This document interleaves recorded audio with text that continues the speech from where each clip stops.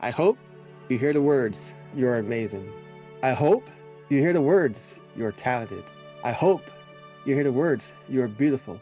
I hope you hear the words, you are a champion, you inspire, and you got this. And whatever it is you're going through, whatever mistake, no matter how embarrassing, no matter how exciting it is, success, failure, whatever the case may be, you are a champion and you inspire. Our guest today lives with schizophrenia, and he has turned his life and his mission into one to inspire. He says hope is hard work. Learn why on this episode of Schizophrenia, 3 Moms in the Trenches. Welcome to our podcast, Schizophrenia, 3 Moms in the Trenches. From the place where schizophrenia and real life collide. East Coast, West Coast, Middle America. With Miriam Feldman, Mindy Greiling, and Randy Kay. Finally, a place to talk about the truth. Welcome to episode 62. We're calling this one, Hope is Hard Work. And I think we can all agree that's true.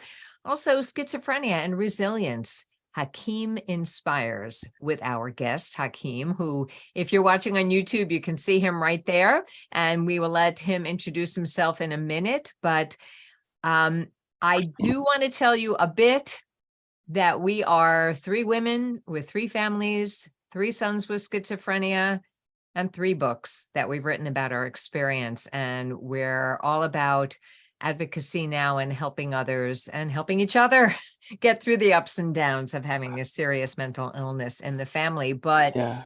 I will say that, we admit this quite often. We're 3 white American women with Christian and Jewish backgrounds, and we want to shine the spotlight as much as we can on other countries and other faiths and other colors and other cultures, and especially a shout out again to a fabulous new podcast by a friend of our podcast, and it's called Make Them Hear You. Mindy, you listened to an episode this week, did you not?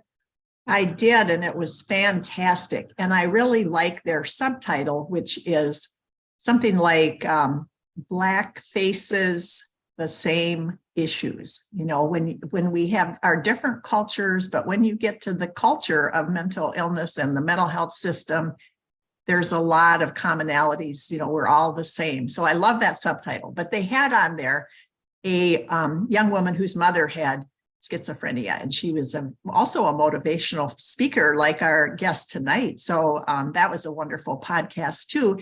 And it's specifically for Black people, because there are issues that are different, like you're apt to find a caregiver that you can relate to, that looks like you, that is like you, or even your different responses with the police. Some of the things we've covered on our programs, but they kind of had that in a little heavier dose on that podcast. But I found I related to the whole program. So I think it could be for anybody. It's a wonderful podcast.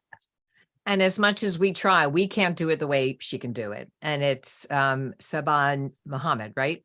Yes, one of our former guests. So she's fantastic. She must have learned from us, right? Awesome. So in that spirit, Hakeem, pronounce your last name for me again. Al-Zayyidi. So Al-Zayyidi. It's a hard name to. Al-Zayyidi. Yeah. Close enough. All right. Well, Hakeem has I don't know how we found each other. I think through Facebook. I think. I was searching other podcasts and other groups on schizophrenia, because I live with schizophrenia. So I was just searching, and that's how I found you. And you actually were pretty responsive, which was pretty cool. Well, we're very excited to have you on. We've gone back and forth, and I know that you just left work. But we're going to kick this off a little bit differently, because Hakeem, you were going to ask us a question before we started recording. So why don't you ask us that question now, and we'll kick it off that way. Where are you all calling from? And then I am in Connecticut on Eastern Time in New York. Mindy? I'm in Minnesota. We still have about a foot of snow on the ground and ice, and I'm calling in Central Time. And I'm Cool. on the West Coast in Washington State. Nice. That's closer to me. So yeah, I'm working with someone from America, also another person from America. And as far as I know, she's the only other person with mental health issues, dealing with mental health issues and a substance abuse disorder in Minnesota, actually. Her name is Fahira, and she inspired me to be the first as a result. I was the first person to speak at the mosque here in Victoria, British Columbia, Canada. So yeah. Wonderful. And you do have a YouTube channel, and with your permission, I might play a little bit of one of your videos to start off Yes. this I just podcast. uploaded my story up there on there actually. Yeah. Awesome. So what else do you need to know about us before we start grilling you with questions? So I was wondering, during the conversation, maybe I can ask your experiences with schizophrenia too, when you're Sure. grilling me with questions. Does that sound cool?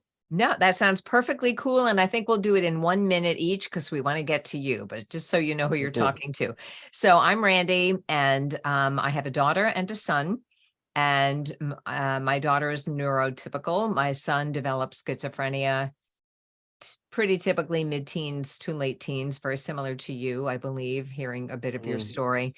And so he is 40 now. And the book I wrote about our experience actually came out about a decade ago, but an updated version is available as an audiobook, and it's called Ben Behind His Voices. Ben is not his real name, but that is the name we use. That's what he gave me permission to use as his name. So that's a bit Okay. about me. Mindy, 1 minute Okay. on you. Jim, our son has schizophrenia, and he does have full awareness now, not at the beginning, but now, like you do, of his schizophrenia. And he's doing really well for the last 3 years because he got onto clozapine and he's become sober. We had a lot of trouble with him, but we're very pleased and proud right now. So, and then I have a daughter who's 2 years older, who lives in Washington, D.C., and she's a journalist. And by the way, before I forget, happy Ramadan. Thank you. It's coming up. Thank you. Yeah. Mimi. Hi, so I'm Mimi, and I'm a painter, and I have 3 daughters and a son, and my son, who's 37, has schizophrenia, and he's a painter also. And it's been a long road, but right now he's also doing pretty well. Okay, awesome. So that's a bit about us. I will read straight from your website a bit about who you are, and then we're so excited to have you tell us your Awesome. story. All right. So an Islamic motivational and inspirational speaker, a graduate of Royal Roads University in Victoria, BC. It took Hakeem 10 years to obtain that 4-year undergraduate degree in business and sustainability. His heroes and those who have motivated him to succeed include Malcolm X, LeBron James, of course, Muhammad Ali, and Elyn Saks, who we know who she is, but the audience may not, so maybe you can explain that a bit. Hakeem has been dealing with schizophrenia since his early 20s. The path he has chosen is to highlight the plight, stigma, and stories of himself and others with mental illness. And a fascination with all that is basketball, and that mirrors his quest to take shot after shot in his mission to speak to the uniqueness of mental illness in the world. So welcome, Hakeem. Before you share your story, can you tell us what you most want our listeners to learn from you today? Well, I most want our listeners to learn from the reason my presentation is typically titled Hope is Hard Work is because truly is hard work. Yes, a person out there may have schizophrenia. Can you guys hear me? Mm-hmm. A person out there may have schizophrenia, but everyone's upbringing, environment, where they're from, background, and their experience with the illness would be different. And it's about meeting yourself where you're at and evolving. So it's not about where you were in the past, but where you want to be in the future. Wow, beautifully put. So, tell us your story, and we may interrupt you with questions because we're just three moms talking Okay. to a nice young man. So, tell us. So my journey with schizophrenia did not just begin with just me. I have an identical twin, and the reason I give my presentations with basketball is because from a very young age, me and my twin, and we grew up in Barbados before we moved to Canada, and he loved basketball too. We played under the Breadfruit Three, and before we moved to Canada, and his name in Arabic is Kareem, although his previous name was Renard, just to make me feel better because, can I say trigger warning? Trigger warning, because he passed away, unfortunately, at the age of 26. He also had schizophrenia. So he developed schizophrenia at age 19, or was diagnosed at age 19, and I was diagnosed at age 28. We're identical twins, and my best friend is also identical twins, and we love the sport of basketball. So I use basketball as a metaphor for life for me. Like I just feel like I keep shooting my shot, keep making mistakes in life, etc. So when I was first diagnosed with schizophrenia, um, I had no idea I had schizophrenia. That's a question I keep getting asked. When did you know you have schizophrenia? When did the signs show up? As a person living with it, to be honest, I never knew what signs were there. Um, my step aunt at the time, which she's really like my mom, basically to me, she noticed I was having unusual and erratic behavior. She noticed I was, suicidal. She noticed I was,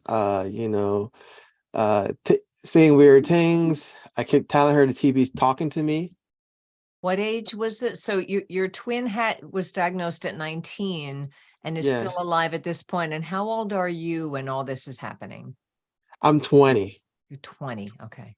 Yeah, his symptoms were much more severe. He was having hallucinations, thinking nails are going through him, things of that nature. At that point, I had no idea that I had schizophrenia. I was just like, okay.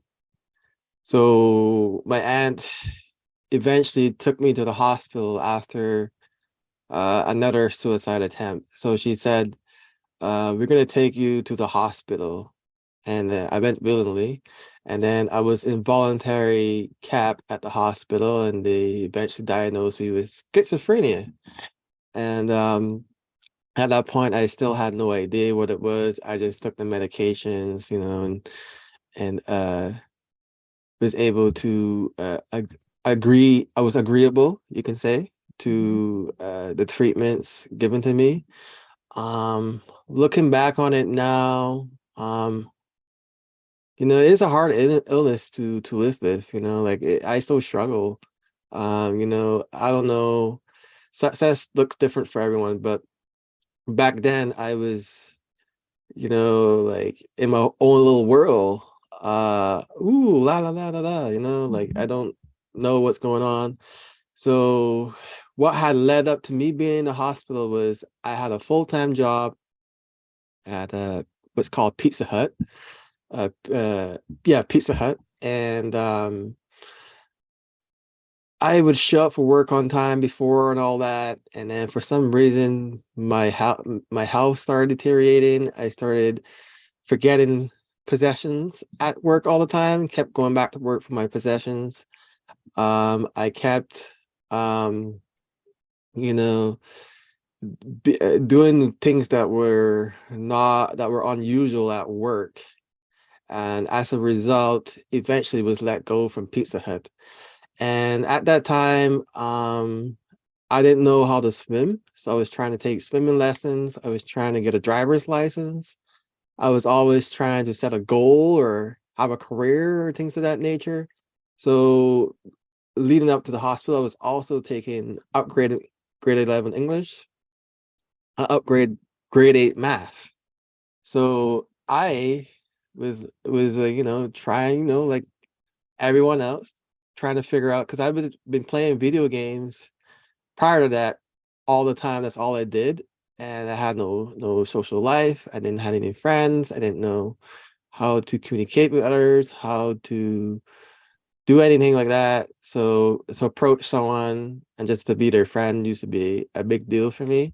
Back when I was a teenager, I had no friends in high school except for my indigenous friends. Maybe play basketball every lunchtime, and that was about it. So let me just stop you for a second to just sort of focus this story, because I'm curious.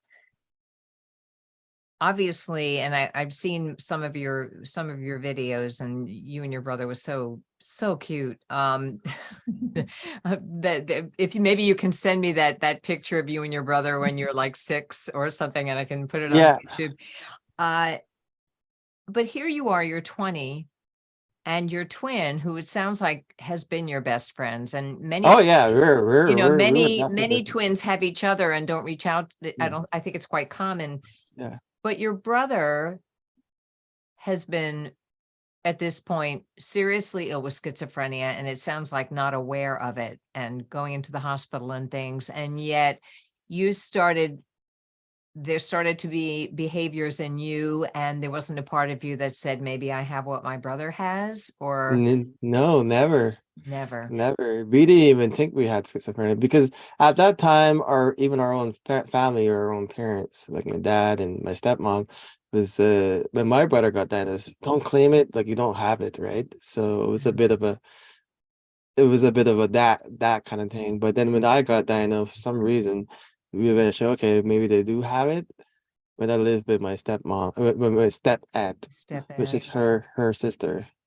Are you willing to talk about the suicide attempts, which you mentioned? Yeah.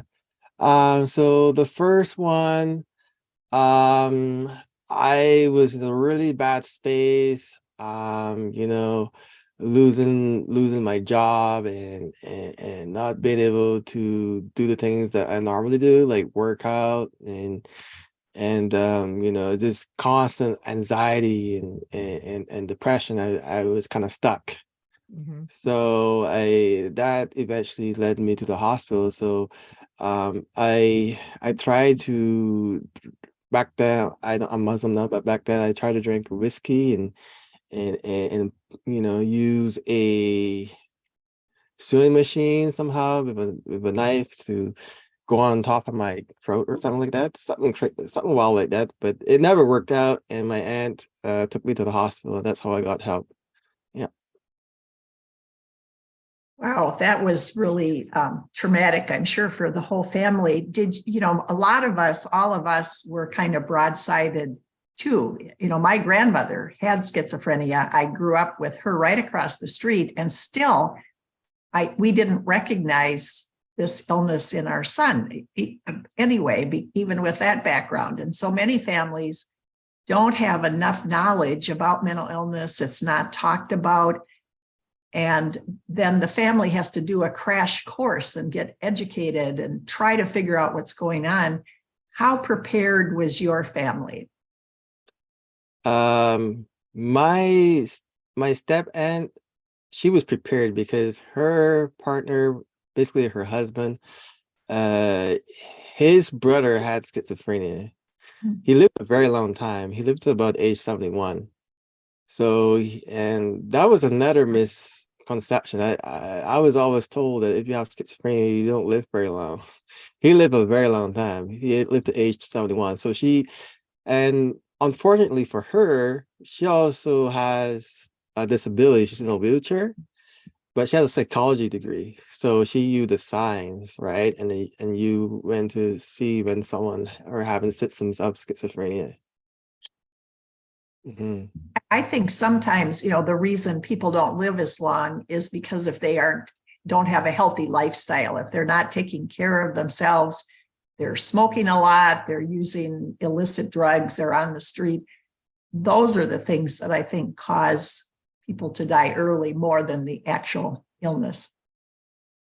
Mhm. Yeah. So where you are now, it sounds to me like once you got awareness, you willingly went on medication, And although we still know that's not perfect and it's not 100% cure, but you turned to a mission. So can you tell us a bit about like where you are now? I mean, do you hear voices anymore? Do you have to sort of I still have manage them? delusions. Yeah, so it's been a process. That's what it's called. Hope is hard work. So essentially, it took me 7 years to get a marketing diploma, and then another additional 3 years to get my degree. And then in between that, I lost my identical twin, right? So essentially, when I was first taking college courses, um, my English professor helped me with my English course because my grammar and spelling are still terrible today. Not really grammatically incorrect. I still have a lot of anxiety. I still have depression here and there.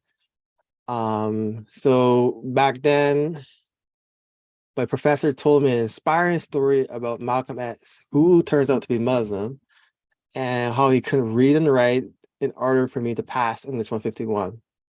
I kid you not. I was on the verge of failing this class, I think a third time or fourth time. And she was like, no, you're not going to fail this time again. I'm going to sit with you and we're going to figure this out. So it went from there, you know, over a period of time, I eventually accepted I have schizophrenia, and I started taking my medications properly in 2017. I started taking my medications properly after I graduated with my marketing diploma. Um, my previous partner, which is my previous wife, she taught me a lot about psychology and things of that nature. So she taught me a lot about my illness. She has a PhD in psychology. So I learned a lot about gaslighting and, things like narcissism and things of that nature. And I became very curious about, uh, you know, psychology part because for me and my illness, I know I don't regulate emotions properly and things of that nature. So how do I fit that into my life? And I'm trying to learn how to be responsible financially, despite having a degree and things of that nature. Like it's never ending with this illness. Like there's always something, right? Yeah. So even after the degree, um, I divorced and then I went on to, uh, you know, try and start a business, a motivational speaking business. And now I'm trying to turn it into nonprofit because I realize the importance of what I'm doing because of my faith. They don't take mental illness seriously and they're so afraid of it. So Can you my tell us a mission. little bit more about that? That's very interesting because it's those cultural differences can make Yeah, all. so my mission is to not for me to empower people, but for people to empower themselves, right? So take ownership in, their failures, successes, and things of that nature. So it's not just geared towards my faith. So over a period of time as a speaker, I speak to non Islamic audiences, and I've catered my speeches to non-Islamic audiences, but I really focus on my faith also because um, people with mental illness are typically seen as jinn possessed or a curse from Allah, which is God in my faith, basically the Arabic word for God, and seen as people that are incapable of being positive contributors to society. So I saw that and I said, like I want to help create awareness to create that change. And as a result, me and the BC Schizophrenia Society, which is the local schizophrenia society for people with schizophrenia, one of the biggest organizations in BC for people living with schizophrenia, we are hoping that we can convince the mosque to uh, light up the local mosque where I live purple for World Schizophrenia Day on May 24th. I already got the conversation going by getting the BC Schizophrenia Society to be present when I presented at the mosque. I kind of screwed up because I I was supposed to tell other stories because they're not as outspoken about mental illness. And so I kind of like went went a bit sideways in terms of trying to You were convey. supposed to tell the stories of other people who have Yeah, schizophrenia, so it's not just no, all not yours. not just schizophrenia, but mental illness, Okay. psychosis. They text me, they message me and email me and whatnot and Facebook me and to share their stories. Oh, they Yeah, asked you to share their stories. yeah, It happens yeah. to us sometimes as well. So just so I'm clear, in the Islamic faith, the attitude towards serious mental illness is not accepting. Yeah. So mental health, let alone mental illness. So you, instead of leaving that faith, it sounds like you've made it your mission to change their minds. Not necessarily change their minds. I want to create awareness so others are feeling supportive. Okay. So I even That's, talked to the that's local. wonderful. So I talked to the imam, and he's interested in mental health now. He wants to focus from it, and in my face is very. It has to be is from an Islamic perspective, secular Islamic perspective. It can't be from a outside perspective either, right? So they try to focus on that. So there've been a lot of mental health seminars lately, which is pretty cool. That is Can cool. you tell us about the 5 basketballs? That sounds very interesting. Yeah, so the 5 basketballs, like I was saying earlier, um, I came up with a basketball concept with my coach because he noticed I love basketball, and he said, "Why don't you use mini basketballs in your speeches?" I was like, "What? That doesn't make sense. How would that go over?" So, virtually and in person, I would throw a mini basketball. And last time I really had fun with it was in November when I was at the Canadian Mental Health Association Summit for Mental Health. And I tossed it, and the middle schoolers, they kept going. We asked them, "How you feeling today?" So the basketball can be whatever it means to that person in that moment. So my personal 5 basketballs, I call them my personal 5 because these are things I struggle with. So delusional grandeur. So I'm going back to that psychology thing before. So I don't want to be a narcissist or, someone that is not empathetic, and things of that nature. Like I worked for a nonprofit before my prior job and working with other people, not just schizophrenia, but all sorts of mental health issues.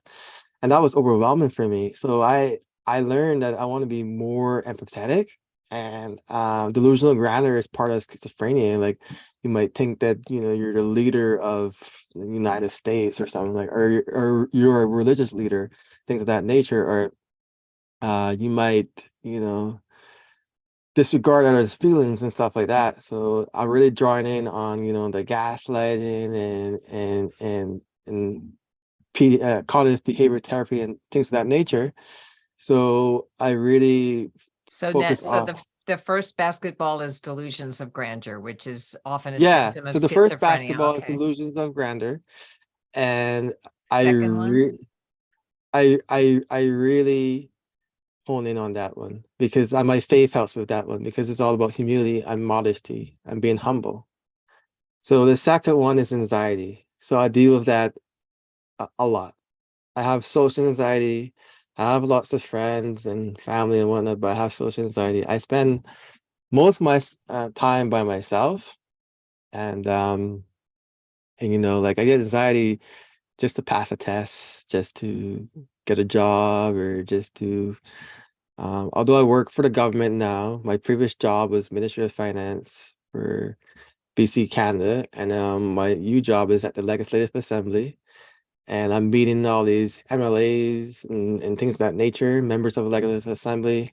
I don't know what they would call it in America, but um, for the States, I don't know, but yeah, it sounds exciting. And yeah, I want to hear the other 3 basketballs, but yeah, you're doing the hard work. Oh my gosh.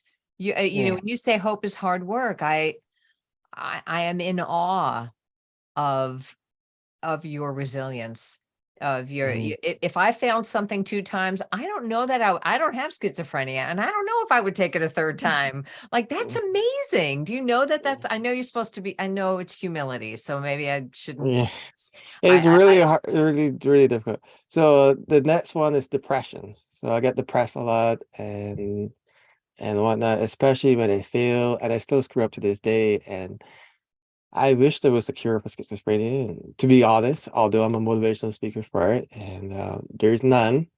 So I just know I have to live with it. And even when I think I got ahead in life, I actually not really ahead. I'm actually back to square one, it feels like, and that's just the way it is.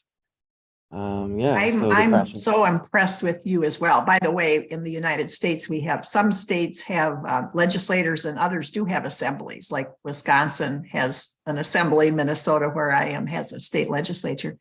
I wanted to ask you, when you have that first basketball with the delusions, my son, you mentioned sometimes the delusion of Grinder.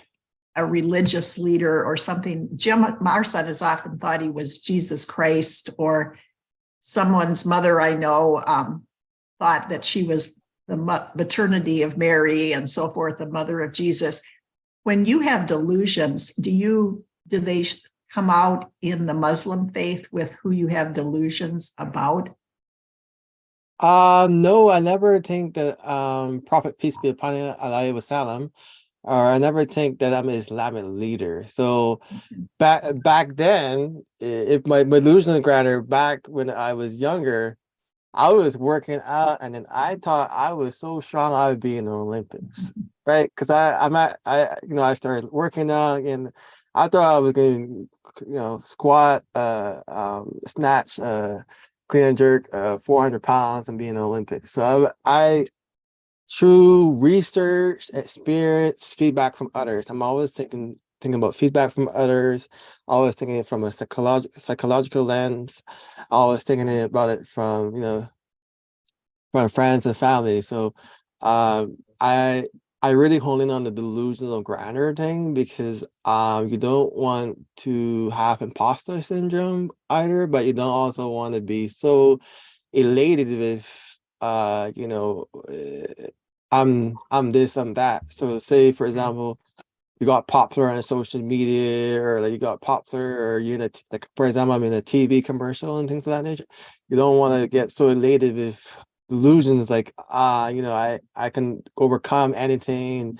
Sometimes with schizophrenia, you get so elated with just the tiniest bit of success in terms of like getting a job, and then all of a sudden you think you're the manager or something like that. Yeah, I You think really that's were on a commercial, though, a TV commercial, weren't you? Could you tell us about that? I thought I read you were on like Yes, or yes, something. I'm on a TV commercial. I don't think it's in the States, but I'm in a TV commercial for CNN, MSNBC, CTV, Global News, and all the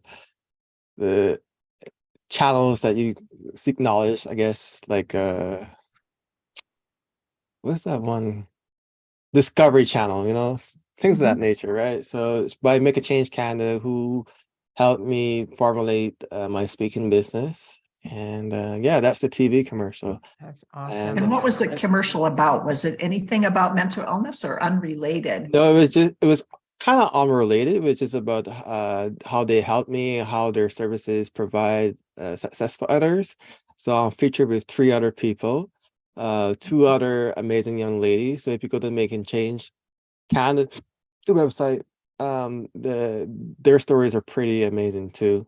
Um, yeah. So where is that available to be seen on YouTube or anything? Yeah, I uploaded on YouTube, I think. I sent it to you in the Okay, I previous. will, if you're listening, well, obviously you're listening. Those of you listening, I will put those links in the show notes, and it'll pop up on the YouTube channel as well.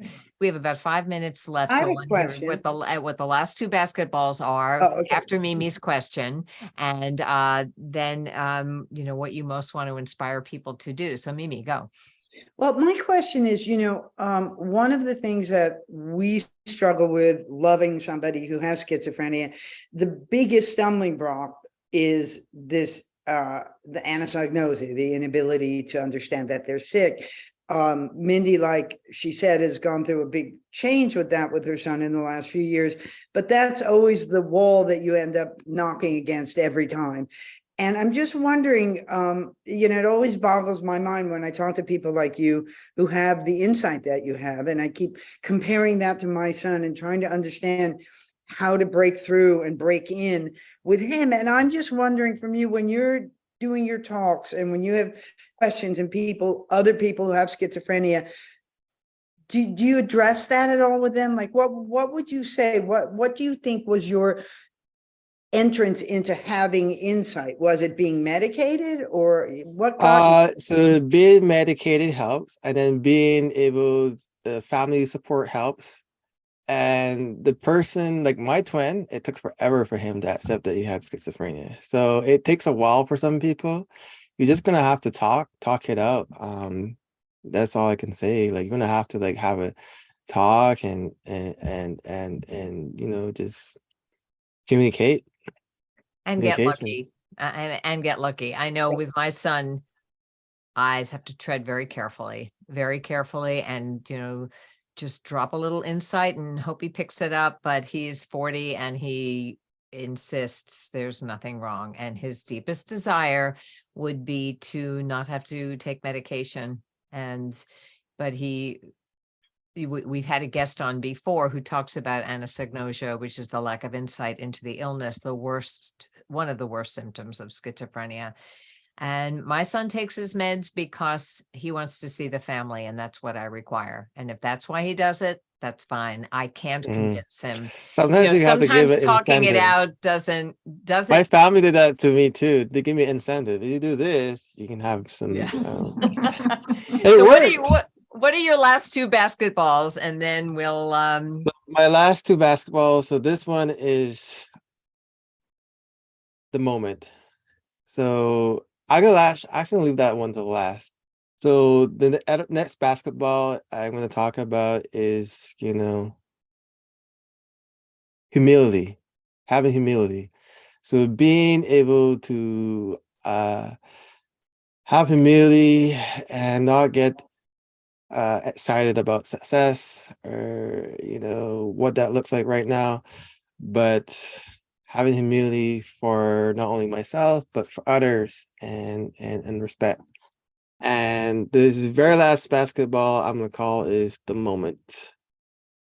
And why I'm gonna call it the moment is because like, a lot of people seem like successful and whatnot, but to be quite frank, I'm still struggling. And I hope people out there stay in the moment and try and deal with whatever they're going through. It's for themselves to just be in the moment, but also work towards tomorrow. Even if it's just as simple as getting up out of bed and making it to the kitchen, because that used to all I used to be able to do, especially when I lost my twin. And the moment right now, quite frankly, disappointed in myself. Just discover some things that I clearly been doing incorrectly, and I just hope I get through it. And like, I want to say I'm grateful for having me on here, and being your guest. And I mean, I'm just so grateful. I mean, who could have? I got a bachelor's degree. I got a government job. I got jobs before in the past. I've done sales. I had friends. I was in a relationship for 4 years. A lot of my friends that has schizophrenia or mental illness don't even get to be in a relationship. I've been and done things that I enjoy and have fun with. So, like, I don't think I have anything to be ungrateful for. I think I should be grateful that I live a fulfilling life. I've done fashion shows, although I screwed up on the runway because I had schizophrenia. Um, uh, one of my business partners, he owns a clothing company, so he allowed me to go do fashion shows.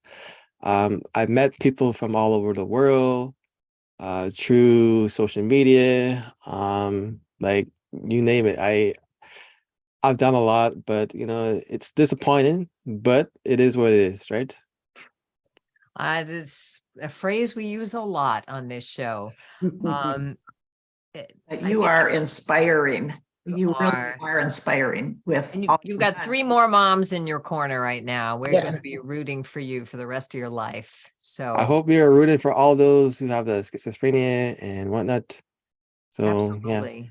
That's why we're all here, and we're so grateful that the you the came on one the thing show. Go ahead. the one thing Jeff. I want one thing I wanted people listening to take away from the show. I know you don't hear this a lot, but I write scripts, right? And the latest one I've been tinkering with and whatnot. I'm going to say off the top of my head instead, because I've written it and said it so much. I hope, so this is called Hope is Hard Work. I hope you hear the words, you're amazing. I hope you hear the words, you're talented. I hope you hear the words, you're beautiful. I hope you hear the words, you are a champion, you inspire, and you got this. And whatever it is you're going through, whatever mistake, no matter how embarrassing, no matter how exciting it is, success, failure, whatever the case may be, you are a champion and you inspire. You're shot at med school, you're shot, I don't know, at your first business, you're shot at, getting to the NBA, you're shot at just passing that exam and going on to college, you're shot at even bagging groceries at the grocery store, you're shot at, I don't know, being a janitor. I was a dishwasher primarily for 15 years. You're shot at, you know, getting whatever goal it is in life that you want. That's what I want the audience to take away from this podcast. And I use basketball as a metaphor for my shot. And I hope you take a shot and be a champion and what that looks like for you. And don't get caught up with what the world say about you, etc. The reason I mentor the janitor and whatnot and comparing it with CEOs and lawyers and things of that nature, because everyone is worthy of kindness and respect, regardless if you're homeless, regardless what you've been through with your psychosis, etc. So that's the biggest takeaway I want from this podcast. That is Wow. beautiful. That's just making me cry. Where can people get in touch with you? Tell us your website and your YouTube channel so we can get you some more followers. Okay, so you can follow me on Instagram at Hakeem Inspires. The Instagram page is a bit faith-based, but it's also for non-Muslims. So you can follow me either way on Instagram at Hakeem Inspires. And then on my Facebook page, Hakeem Al-Zayyidi. You can follow me there on Facebook. And then you can follow me on Twitter at Hakeem. Is it Hakeem Inspires? Yeah, Hakeem Inspires. And then you can follow me on YouTube. I just started a YouTube channel not long ago, and I've been pretty busy, so I don't know how to quite like I'm not very techy in terms of technology wise. So I just uploaded. So it's called Hakeem Inspire. So basically Hakeem Inspires. And that's your Hakeem, website as well. Hakeem, yeah. It has been such a pleasure to talk with you today. Thank you so much for joining us. Thank you. Hey, thanks for joining us for this episode of Schizophrenia, 3 Moms in the Trenches with Randy Kay, Mindy Greiling, and Miriam Feldman. To get in touch with us or to learn more about our books, please visit our websites at miriam-feldman.com, mindygreiling.com, or randykay.com.